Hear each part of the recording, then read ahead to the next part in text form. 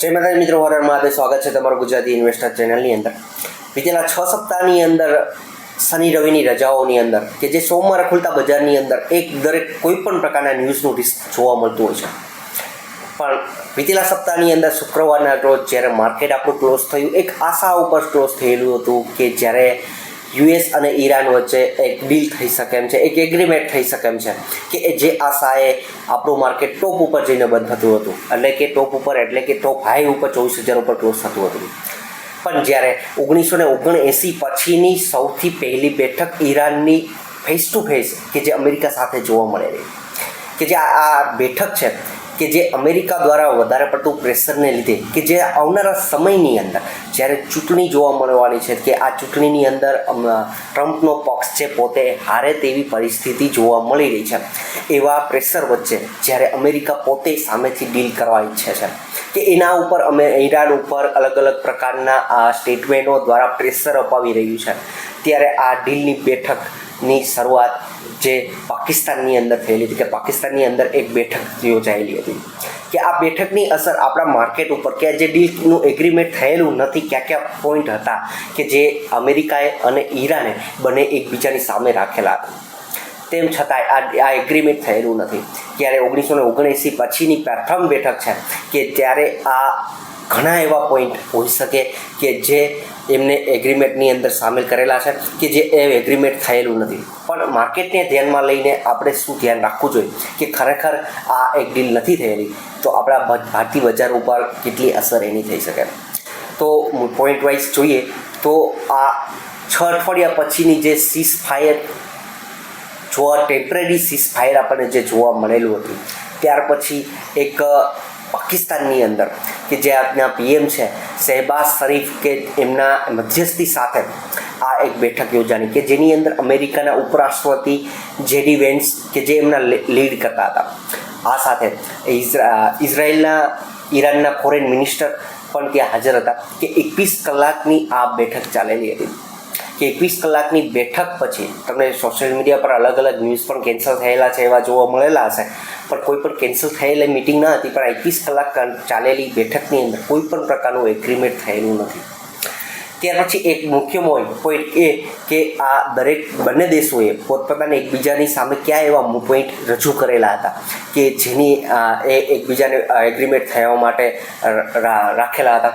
તો અમેરિકા દ્વારા ઈરાનની સામે ન્યુક્લિયર વેપન્સ ના બનાવવાની જે ગેરંટી આપે કે જે રીતનું ઈરાન છે પોતે ન્યુક્લિયર વેપન બનાવી રહ્યું છે એવું અમેરિકા કહી રહ્યું છે કે આ ન્યુક્લિયર વેપન બનાવવાની ગેરંટી ન બનાવવાની ગેરંટી આપે, સ્ટ્રેટ ઓફ હોર્મઝને સિક્યુરિટી સાથે ઓપન કરાવે, આ સાથે ઇઝરાયલની સુરક્ષા માટેની ગેરંટી આપે કે ઇઝરાયલ ઉપર એ હુમલો નહીં કરે, અને સાથે રિજનલ મિલિટરીને જે લોકલ મિલિટરી છે એને જે સપોર્ટ આપી રહ્યું છે એ સપોર્ટ આપવાનું બંધ કરે. આ અલગ અલગ પોઈન્ટ દ્વારા અમેરિકાએ ઈરાનની સામે એક પોતાના મુદ્દાઓ રાખેલા હતા.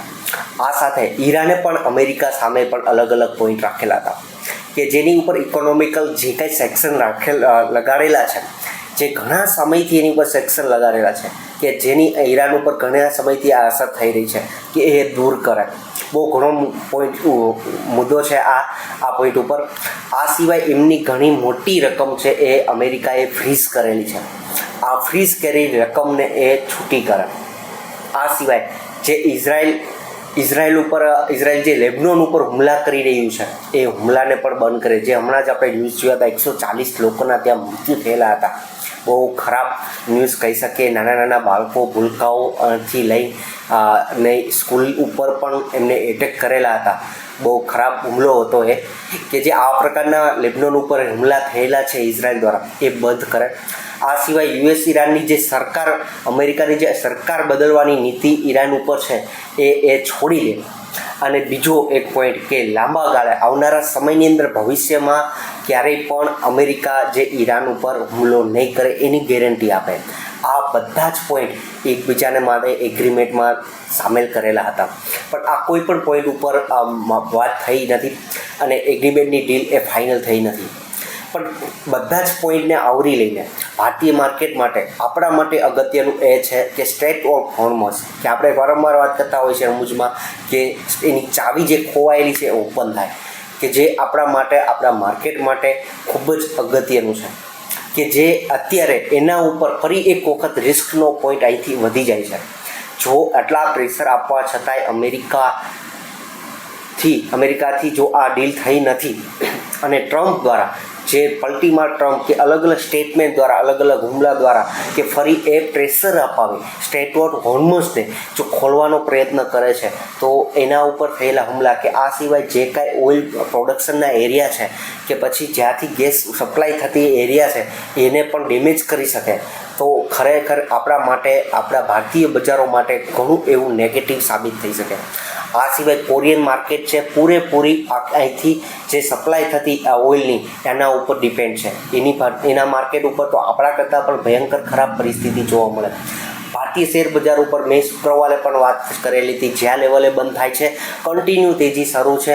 કોઈ પણ નેગેટિવ ન્યૂઝ આપણા માર્કેટને માટે નીચે લાવી શકે છે. આવતીકાલે ફરી એક વખત આનો આ જ રિસ્ક ઓપન થતો જોવા મળ્યો છે. પણ એક જ વસ્તુ યાદ રાખજો કે આ પોઈન્ટ છે કે જ્યારે અમેરિકા વર્લ્ડની ટોપ ઇકોનોમી એવું ઈચ્છે કે આવનારા સમયની અંદર એ ડીલ થઈ શકે, તો આ હુમલાઓ કેટલો લાંબો સમય સુધી ખેંચી શકે છે, આ તમારા મનથી વિચારીજો અને તમે કોમેન્ટ દ્વારા જણાવજો કે આ કેટલા સમય સુધી અમેરિકા આ યુદ્ધને લંબાવશે. કારણ કે એના ઉપર મોટી મદદ અત્યારે જોવા મળી છે. ઈરાન એ પહેલી જે નેગોશિએશન બેઠક થઈ છે એમાં એમને ના પાડેલી છે, પણ આવનારા સમયની અંદર શું આ ફરી એક વખત બેઠક જોવા મળશે કે નહીં, કે આ બધા જ પોઈન્ટ વિચારવા જોઈએ છે. કારણ કે આપણા રોકાણકારની દ્રષ્ટિએ આ બધા પોઈન્ટ ખૂબ જ અગત્યના છે. વિડીયોના અંત સુધી બન્યા રહેશો. ખૂબ ખૂબ આભાર. આ થયેલી ડીલની સામાન્ય માહિતી માટેનો એક વિડીયો બનાવેલો છે. વિડીયો કેવો લાગ્યો છે તમે કોમેન્ટ દ્વારા જણાવી શકો છો. ચેનલ સબસ્ક્રાઈબ કરજો, તમારા મિત્રો સાથે શેર કરજો. Thank you.